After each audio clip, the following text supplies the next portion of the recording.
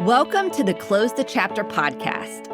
I am Kristen Boyce, a licensed marriage and family therapist with a private practice, Pathways to Healing Counseling. Through conversations, education, strategies, and shared stories, we will be closing the chapter on all the thoughts, feelings, people, and circumstances that don't serve you anymore and open the door to possibilities and the real you. You won't want to miss an episode, so be sure to subscribe. Welcome to this week's Close the Chapter podcast. How are you doing? I know there's so much going on, holidays and family and friends and work and life in general can really impact how you feel emotionally, mentally, and physically. And we hear so much about functional medicine, like that is the new approach to wellness in so many ways.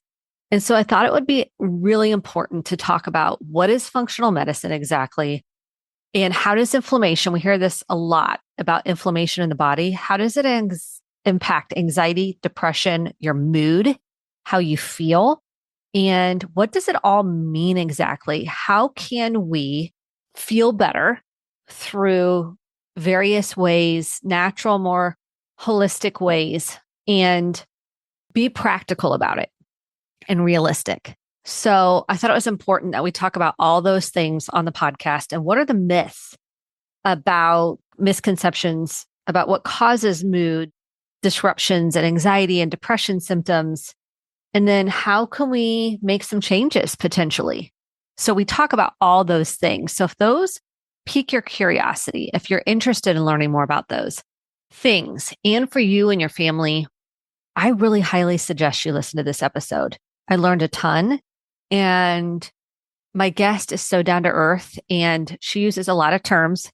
So you might have to listen to this a couple times and it's really helpful to hear exactly how do we get inflammation?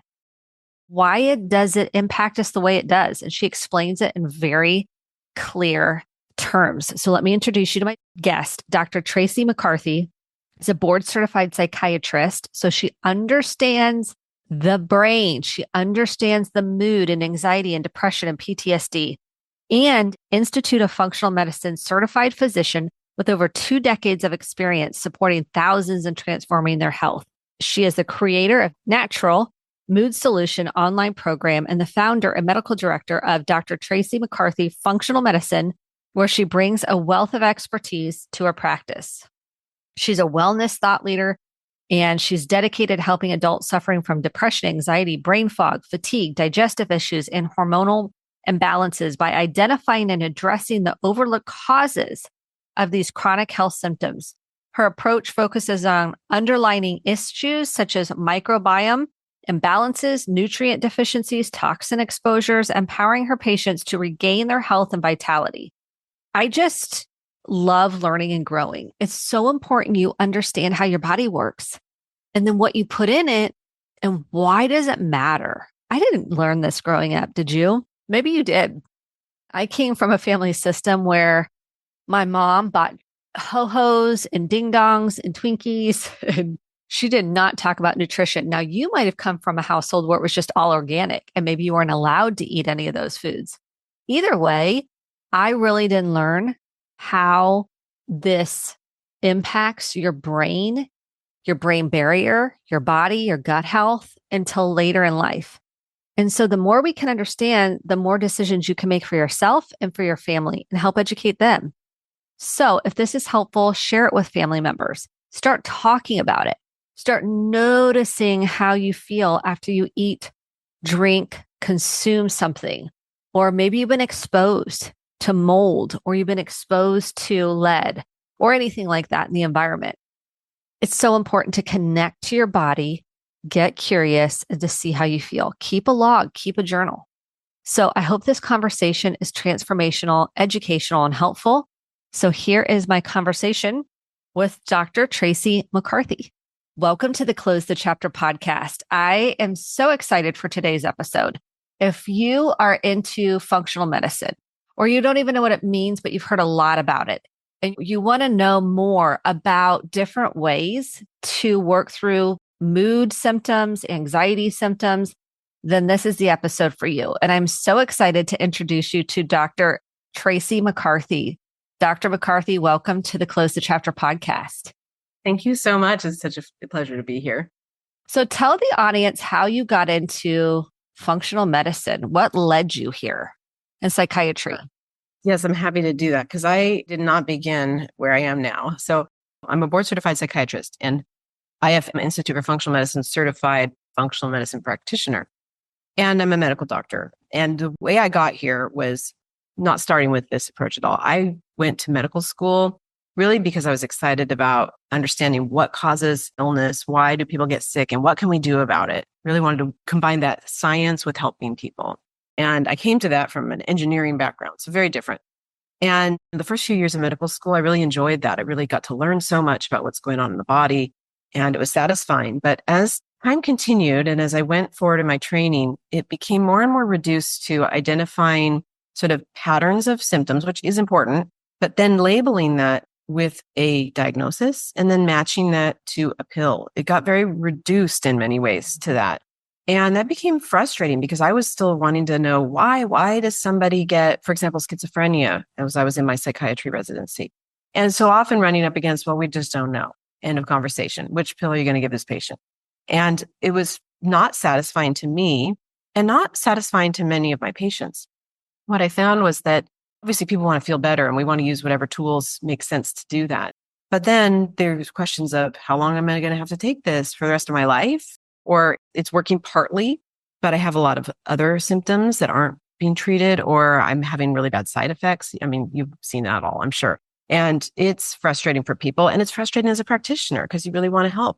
So fortunately for me, around this time that I was getting more frustrated, I became aware of all this research that is out there in the literature on the role of inflammation in chronic symptoms. And really the difference in our model, like our acute care history is how we got to this pill for an ill kind of model where it's like, hey, what causes tuberculosis? Okay, it's this bacteria. Let's treat that. And that was really, really, really important originally, like maybe 100 years ago or so. This was very, very key, saved a lot of lives. But what we have now is this chronic health epidemic, and chronic illness is not due to one thing. And understanding that there are all these different pieces that contribute to this inflammation, and the inflammation then manifests as symptoms in different ways in different people. This was the shift that I got to undergo in my understanding as I went further with this literature and then ultimately discovered the Institute for Functional Medicine, which really utilizes this approach to address root causes. So I was so thrilled to find this because I was back where I had started, which is asking why. Why do people get these symptoms? Why are they suffering? That's what functional medicine seeks to do, is to get to those root causes and then correct those imbalances, correct those infections, get rid of the toxins, whatever it is, those multiple key factors. And then the body can restore health on its own when you fix those things. So it was just, to me, very much like the reason I went into medicine. So it was really wonderful to get realigned with that. And in that process, that meant I had to really change my life because I was an inpatient psychiatrist working with patients, in the hospital, which was important, but really limited. Again, I could only help them acutely, and I wanted to help them get to the bottom of what was going on. So then I began my practice, and now I'm in such a different place because I get to partner with patients in this wonderful way where I'm educating them. We're doing the detective work, looking at testing, what is going on, and then they are empowered to take the steps to heal these causes that we find. And then they are also empowered to know how to stay healthy. So it's a very different place, like I said, than where I began. And I feel very, very grateful to be where I am now, actually, because it's very satisfying for me and it's satisfying for my patients. That's why I love when you said to get to the root causes. That's what I do as a therapist. Yes. I don't do surfacey work, and I don't mean to label it as surface, but I like to get to the root. Let's get in there, and so we can heal it. Exactly. Not just put a Band-Aid on it. I mean, we need tools to help reduce symptoms, right? But it's like, if you want lasting change, it's exactly what you're talking about, getting to the root.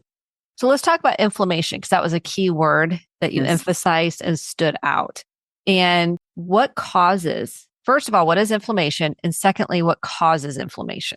So great question. So the sort of classic definition of inflammation is these four Latin words: rubor, tumor, calor, dolor. Anyone who knows Spanish can probably guess what I'm talking about. It's like redness, swelling, heat, pain. These are the signs of inflammation. So if you sprain your ankle, you're going to get a bunch of those.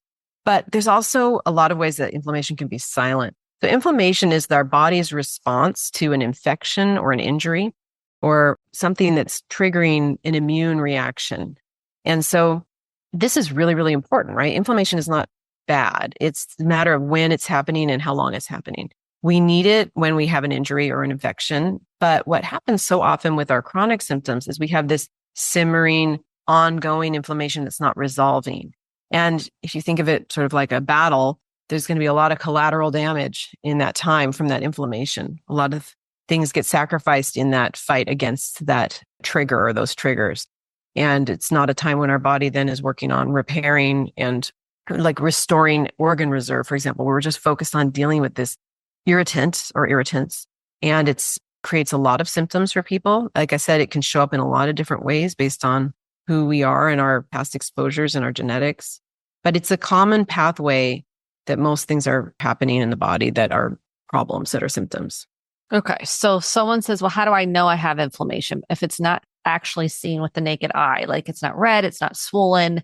How do I know I have internal inflammation? That's a great question. It's not always evident. I mean, for example, high blood pressure, if you're not getting your blood pressure checked, you could have that and not know it. And that is coming from inflammation.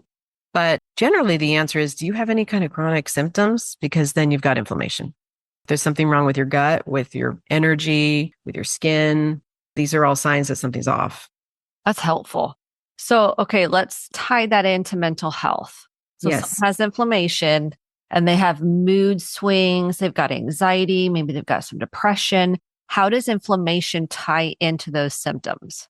Well, this is what I found so interesting when I was first learning about this, is that, I was really stuck in our conventional model of these silos where everybody's separate, right? Like gastroenterology doesn't talk to neurology, doesn't talk to cardiology. And it's like, oh, the brain is this special separate thing. And the blood-brain barrier keeps everything separate. And it's like, well, not exactly. It's much more complex than that. And many people's blood-brain barriers are compromised also. But the bottom line is inflammation in the body means inflammation in the brain.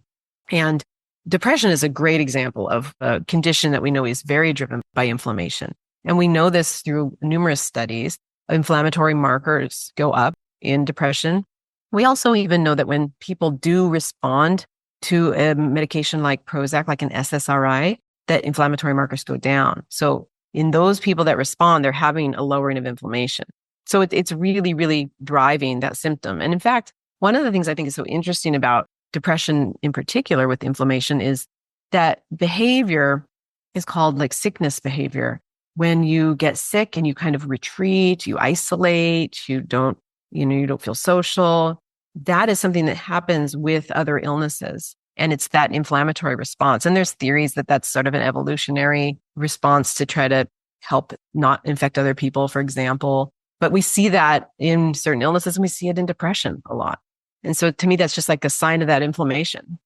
And then what about anxiety and mood disorders, or even just like mood swings? Like you're just... Well, yeah. So it's really interesting that inflammation does play a role in each of these, but it's sort of different aspects. So with anxiety, what I see, and there's many, many factors that can contribute to anxiety, but a huge one is what's going on with blood sugar in the body. I see people riding the blood sugar roller coaster, I would call it, where with our standard American diet, that is really very high carbohydrate, usually inadequate protein, inadequate healthy fats. And people's blood sugar is swinging all over the place. And this is the kind of thing that's leading them to have eventually prediabetes and diabetes. And we have an epidemic of this, right?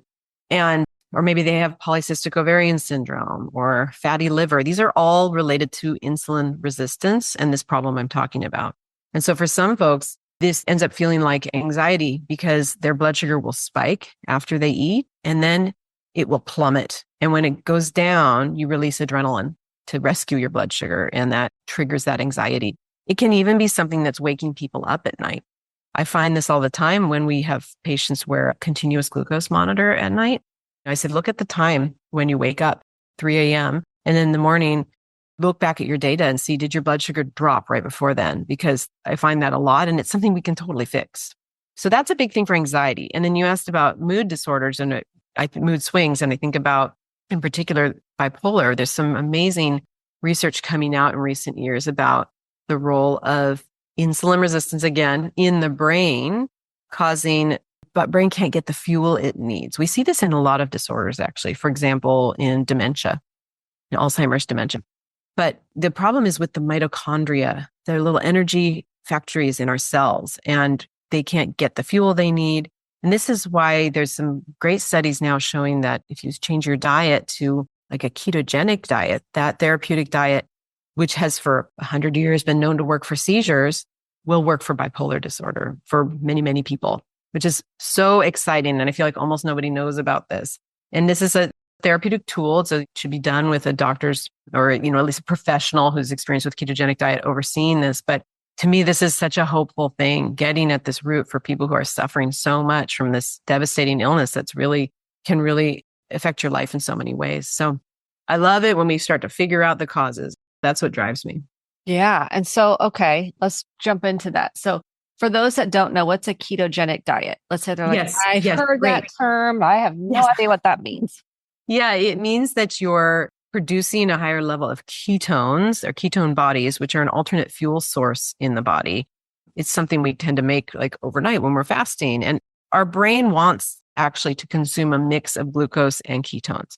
We want a part of it to be glucose for certain activities in the brain, but otherwise the brain does really, really well on ketones. And ketones burn cleaner. There's less oxidative damage, which I know that's a complicated term, but that really means like how much do we need antioxidants to kind of quench that? It's sort of a side effect of, you can think of it kind of like if we're burning logs on the fire for energy, like how much smoke is produced. Like this is a cleaner burning fuel, which is good for the brain because the brain has limited ability to deal with that, the unclean fuel, I guess we would say. So too much glucose in the brain is really toxic in a lot of ways to the brain. And this is why the ketogenic approach is so healthy for many people with brain conditions. And so, yeah, ketogenic diet means primarily fueling yourself with ketones. How you get there can look different for different people, but in general, it's about low carb and then high fat and adequate protein. It's not high protein. There's a real misconception about that. Okay, that helps.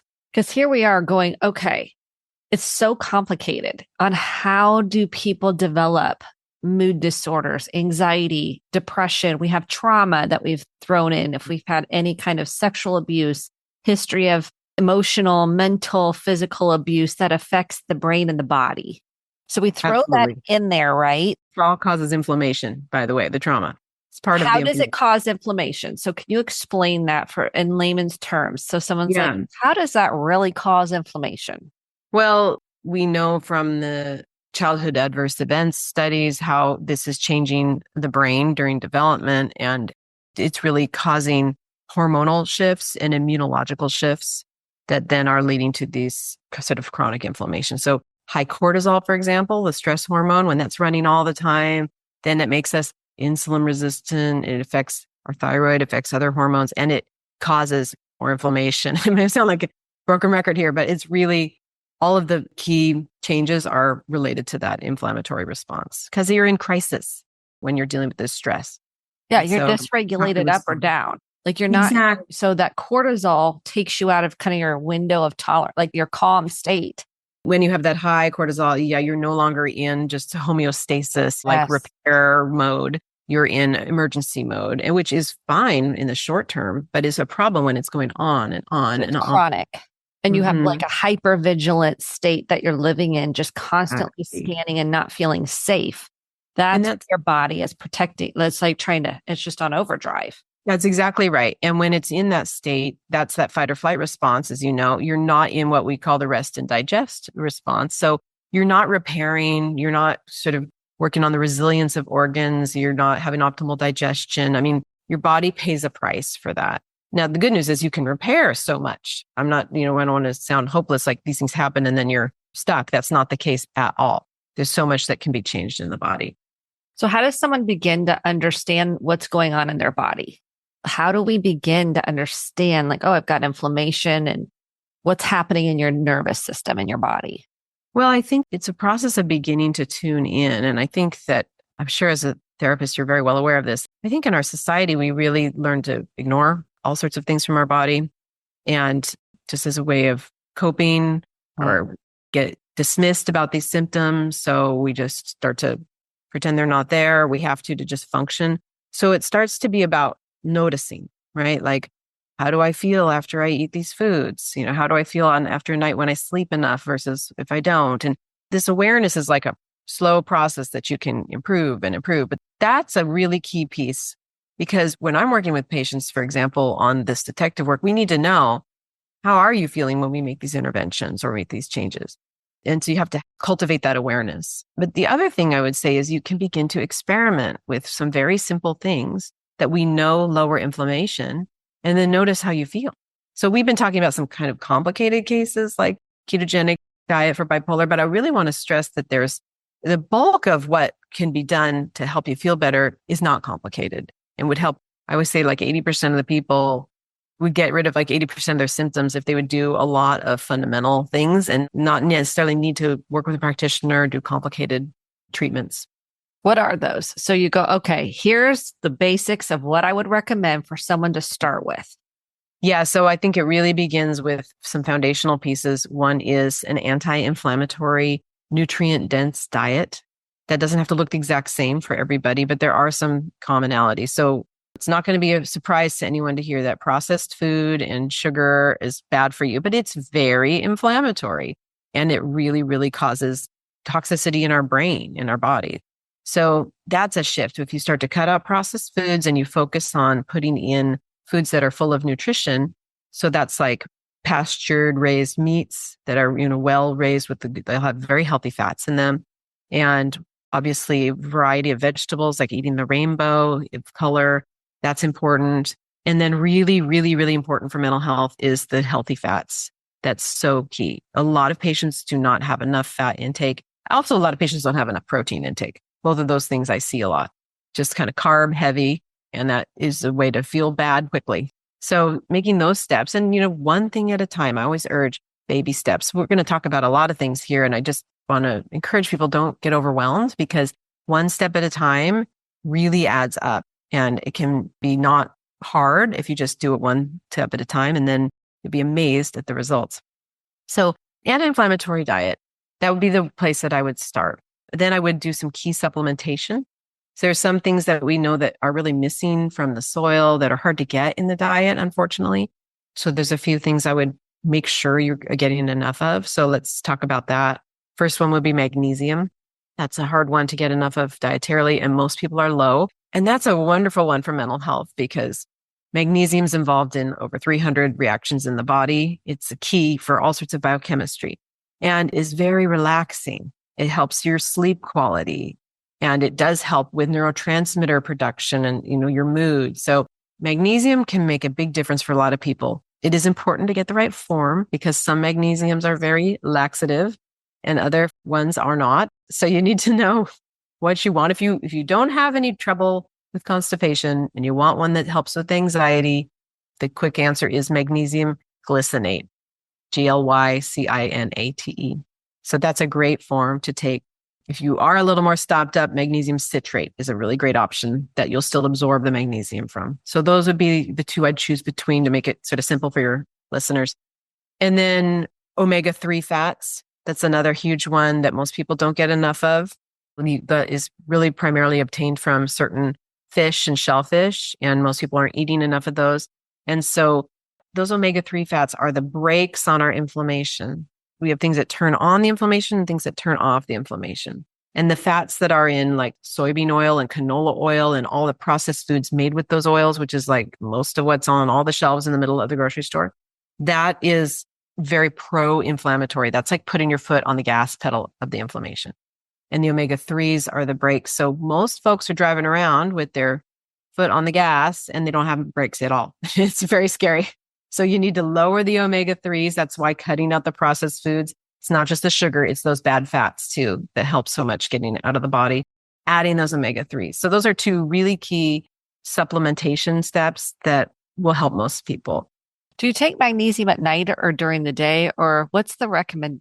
Yeah, most people, I recommend taking it at night, mainly because it's going to help their sleep quality. It doesn't like put you to sleep. So you could absolutely take it in the morning. And I think For folks with anxiety, it might be helpful to take some in the morning and some at night, but generally at night is the easiest. And that also for people when they're working on trying to have more regular bowel movements, taking it at night is nice, kind of gets things going in the morning. So, Okay. So I love how you have this tied into mental health because people can hear all this, but they're like, well, how is this going to help my anxiety? How is this going to help my depression? What are the misconceptions around symptoms, mood symptoms, anxiety symptoms that we've been told? They're misconceptions or myths, if you will. yeah, I think the number one biggest myth is the idea that it's like genetic and therefore I'm stuck with it. Yes. So genetics, of course, play a role. And there are families where depression runs very strongly or anxiety does. That's your predisposition. That's what the genes like could be turned on to do. However, what turns those genes on and off, that's much more in our control. That's what we call epigenetics. That's our environment. And by environment, I mean everything. So not just like the air we're breathing and the water we're drinking, the food we're eating, the relationships we're in, our light exposure. Like, do we see the daylight in the morning? Do we get out in nature? All of the things is the environment. And so we have so much say over that. And of course, I don't want people to think that we can control all. Obviously, we can't control everything that's in the air and that kind of thing, but our food and our thoughts and so much that we can do. And I just want people to know that your genetics are not like your destiny. You're going to have it forever. I think that's one of the real mistakes about perpetuating that idea is that people then feel just doomed. And it's so depressing and so inaccurate. Yeah. Cause I feel like, well, this is just generationally how it's gone. And so I'm always going to have this. It's like, no. There's so much to be hopeful about. There's so much that can change. There's so many tools that can help you on your journey to feel better. how do substances play a role in inflammation? So alcohol, any other substances, how does that play a role? And we don't talk about this much. And I think it's important to bring to the light. What are your thoughts on that? Well, they do play a role for sure. I think substance has its own special kind of actions, but I think alcohol is a good one to talk about because it's ubiquitous. And we know, us in the mental health field certainly know that alcohol is a depressant, right? And people get more depressed when they're drinking regularly. So alcohol, it's going to change many things in the body when you're having it regularly. It's going to affect your microbiome, so the bacteria in your gut in a negative way. It's going to potentially affect your blood sugar in a negative way. I mean, I think a lot of people have experienced waking up in the middle of the night after drinking and kind of sweaty and stuff. And some of that is from your blood sugar dropping.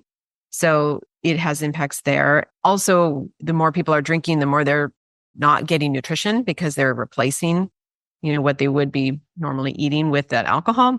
And it's toxic. I mean, it's a poison that your liver has to remove. And so also, here's a common one I see with people just having like that glass of red wine every single night.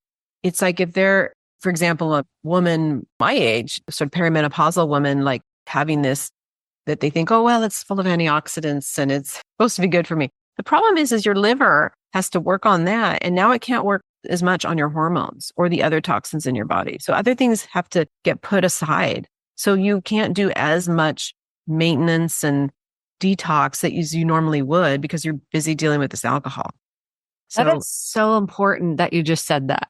You're the first person I've interviewed that said that. That makes sense.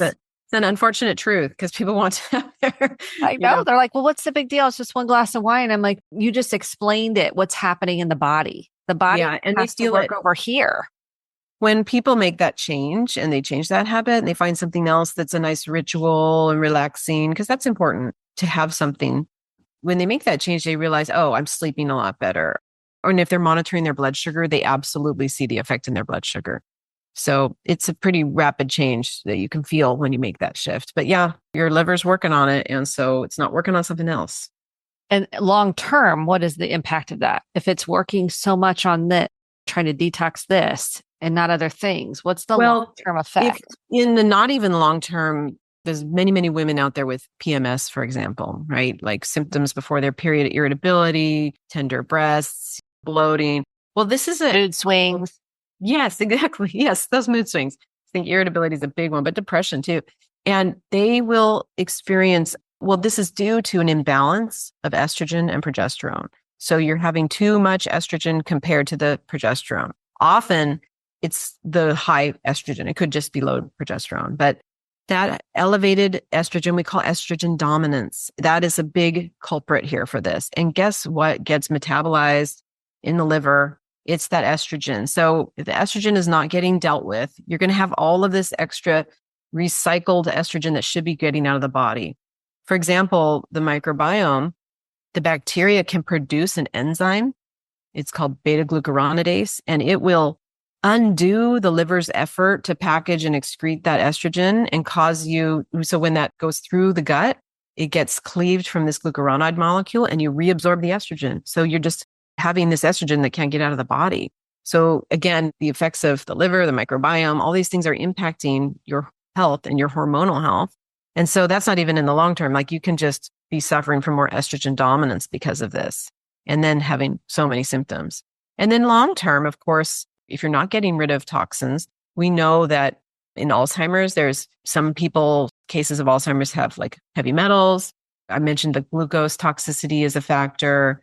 There's this infections. There's many things that are going on, but basically toxic burden is responsible for a lot of chronic symptoms. So if we can't get rid of toxins appropriately, we're going to run into trouble. It's going to affect our hormones. It's going to affect the functioning of neurons.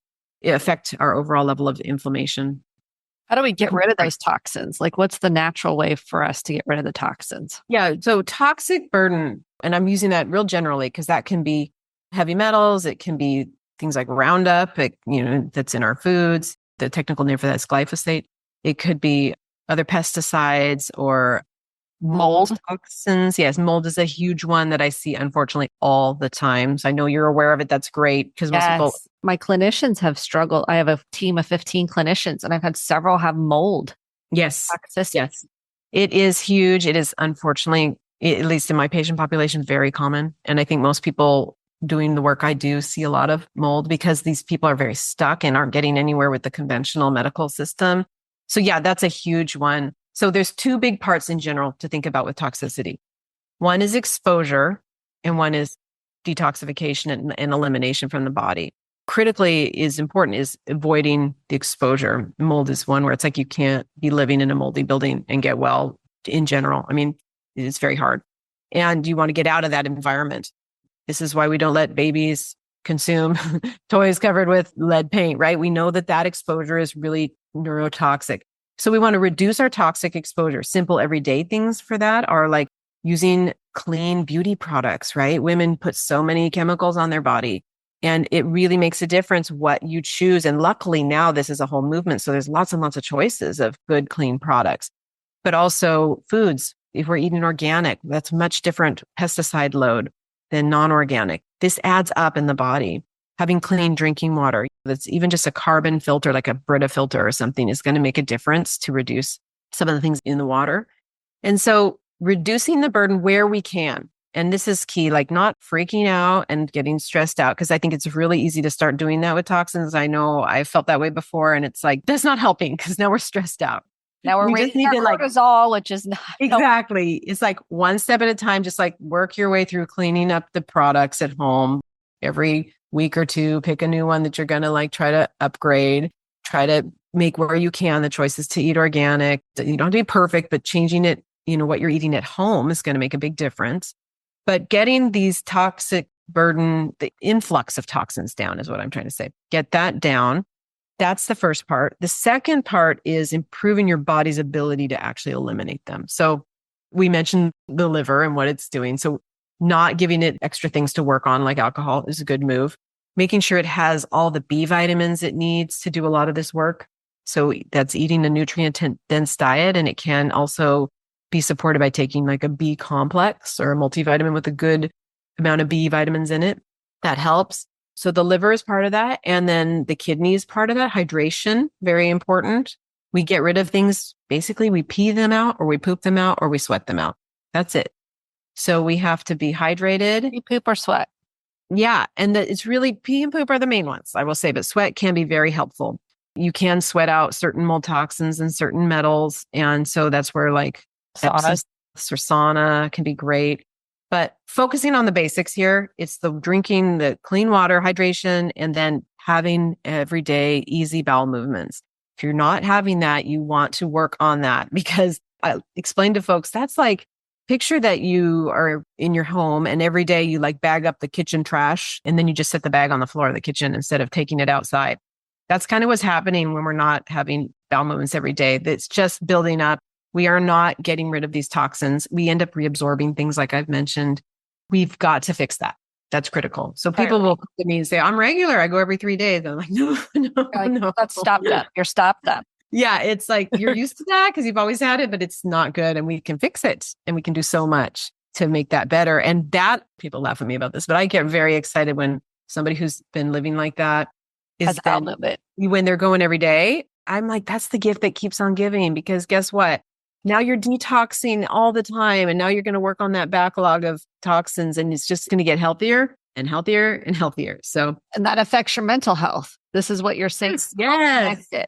Like this totally is connected. What about caffeine? People are like, I need my coffee. I need my soda. I need my caffeine. What do you say to caffeine? What does it do? First to soda, I say, please, that should be the first one to try to swap out. That's the low hanging fruit in terms of like, and that's so hard for people to switch out. Yeah. It's like, you got to switch to like, go to like LaCroix or something. You need like a bubble water that's flavored or something like that. Got to get those sugars and the fake sugars, the aspartame or the Splenda. These totally change the bacteria in your gut, and that changes how you feel. That affects your brain too. So it's like, you got to get rid of those sodas. But the caffeine question is interesting.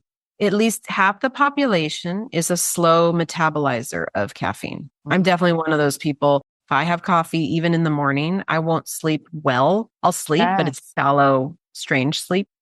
And a lot of folks don't know they're a slow metabolizer. So the standard sort of recommendation is don't have coffee after noon. And that works for lots of people that are sensitive. But if anyone's dealing with anxiety or insomnia and they're having any caffeine at all, even early in the morning, I really always encourage them to do the experiment of cutting it out for a few weeks. And, if you're drinking a lot, you're going to taper. So you get a headache. That's really important, right? We don't want to send you into agony there. But see what life is like for a few weeks off of it. Are you sleeping better? Is your anxiety better? Because it's definitely a trigger for some folks. And it might be like, no, I'm the exact same. It's not a factor. And then I think you can reintroduce some as long as you're not having a large quantity. But that experiment has to be done because you don't know until you tried. And it's pretty remarkable, some people, how much it changes their clients that say, I had to get off of it, off caffeine completely because it was wreaking havoc on my anxiety. Yeah. And people don't know that section, right? And then when they see it, and it's like, that's a thing you can do. Isn't that great? Instead of taking a medication, if you don't need that, free yourself from this by testing it out. And I always say, it's just an experiment. Just see how you feel. Because then if you feel amazing, then it's worth it for you to cut it out. Yeah. And people get overwhelmed by how am I going to do that? Like you said, just take it, just taper it. Yeah. And there's such a thing as decaf. You could taper it. Yes. Yeah. So finding those decaf options. If you could summarize anything you want to say about anxiety, mood, depression, and the body and the health, like what would you say if you wanted to have a takeaway for everybody today? Because this is I could pick your brain for hours. I'm like, and what about this? And what about that? Yeah, there are a lot of things we could cover for sure. A lot of factors. I guess I just really want people to understand that there's so much hope and that everything is connected, as you've been saying. Everything is connected. And so when you start to take these different baby steps, it's this ripple effect, and these things, they add up. And so you can do things like add in some omega-3s. You can start making sure that you're going to bed on time. You can start moving your body more regularly, like just walking. You can eat more vegetables and make sure you get enough protein. And like you can cut out the soda, but not all on the same day. One thing at a time that you incorporate till it's a habit and it's easy. And before you know it, you will be feeling some changes. And for some people, these can be profound. And life-changing, really. Quality of life-changing. Yes. And how you feel about yourself and your mood and your regulation and your sleep. Okay, and I didn't throw this out you before you got on, so you're probably like, okay, Kristen, what is your favorite book that you've read? It could be about this topic. It could be one of the life-changing books that just means like you've really found it helpful. Yeah, there's so many great books, but I will say that one of the very early books I read that changed my whole paradigm, my whole way of thinking. This book changed me from thinking that it's inevitable that we're all going to get something. This is me in med school thinking, oh gosh, which one of these things am I going to get? To thinking like we are meant to be healthy, actually. We evolved to be healthy. So where's the mismatch in what we're doing? I have this, I might kind of have a few favorite books over there. This book is very old. It's called Nutrition and Physical Degeneration. It's a sort of funky, old-fashioned name. And it's by Dr. Weston A. Price. Okay.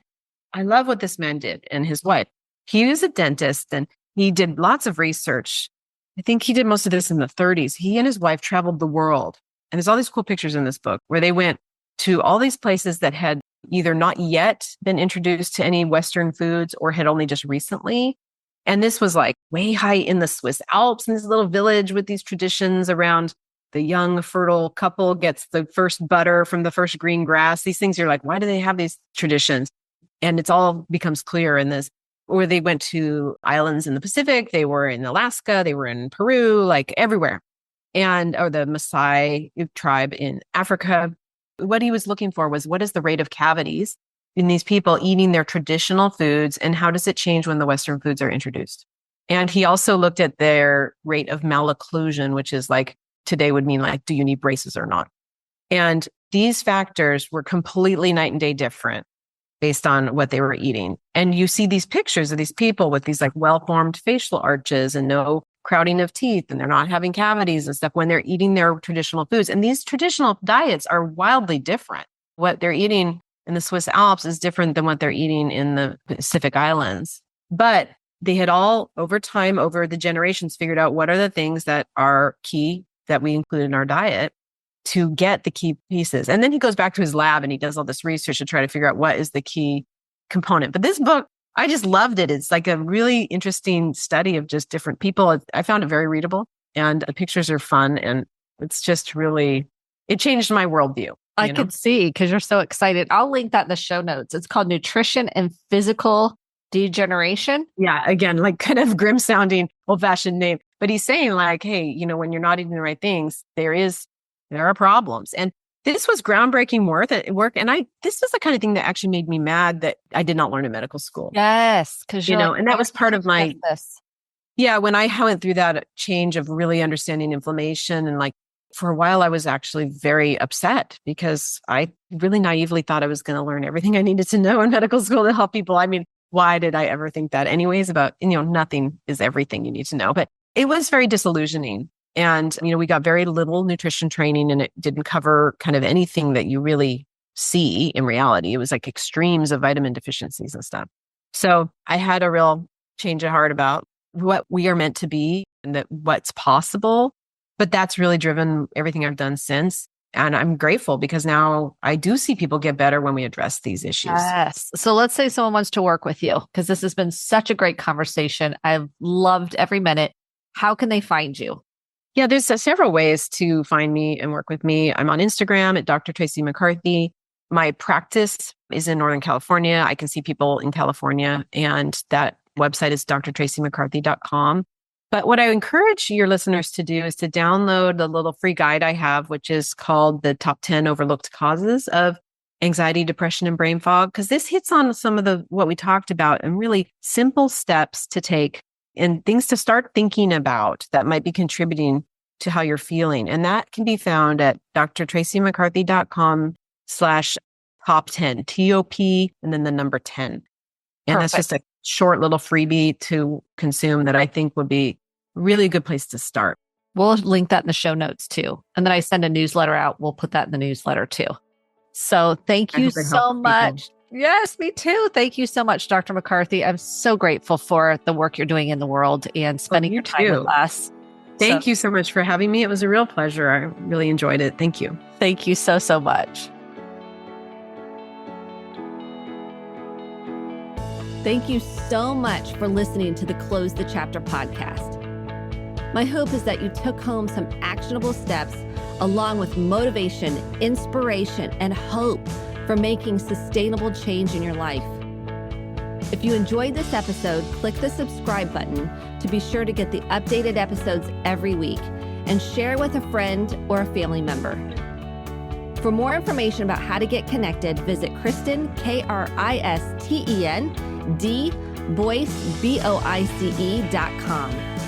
Thanks and have a great day.